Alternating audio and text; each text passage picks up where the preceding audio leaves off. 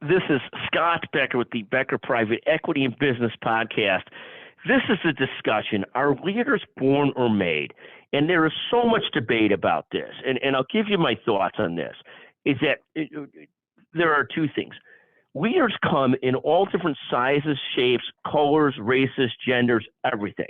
So the discussion of are leaders born or made has nothing to do with what they look like or how they sound and those kinds of things. Not at all. I've seen too many people that were naturally tagged with, oh, that person's a leader because he's a tall white guy or a good-looking patrician person and so forth. And what would happen is that person would be an awful, awful leader. And I've seen so many people that might not have looked like a leader out of the womb, not somebody that people productively didn't think of as a leader, just be absolutely amazing leaders. So this concept of that leaders look a certain way, no, I disagree with that 100%. Leaders come in all races, genders, everything, ethnic groups, every kind of group creates leaders, every kind of race, gender, et cetera, creates leaders. So do I believe that's some kind of quality for leadership? Absolutely not. Zero. No. But do I believe that leaders are born, not made? So here's my experience. My experience is most of the people that become leaders in most of the different organizations I've been a part of, at some point or another, showed some inklings of leadership throughout their life. They were involved in activities. They were busy.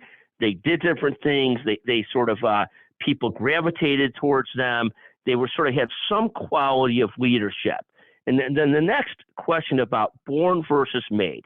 So there's some inherent DNA in those people, regardless of race, sex, gender, anything, that might have been set the stage for they're just naturally wired to be a little bit more of a leader than not, whether it's a little bit more energy, more gravitational pull, more drive, whatever it might be. And then the next piece of that, though, was what I've seen with so many leaders is at some point, they've got to decide that they really want to be a leader, or somebody's got to sort of almost, if not tap them on the shoulder, recognize that they've got this drive, this energy, this leadership for leadership.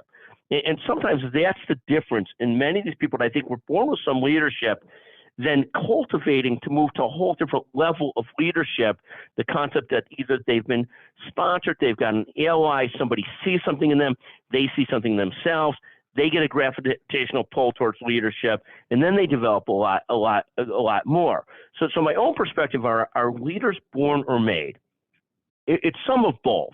I think many people that I see in leadership had some inherent leadership DNA at some point, but then it took them years to develop it, to cultivate it, to grow it at a different level, to really become the leaders that they became.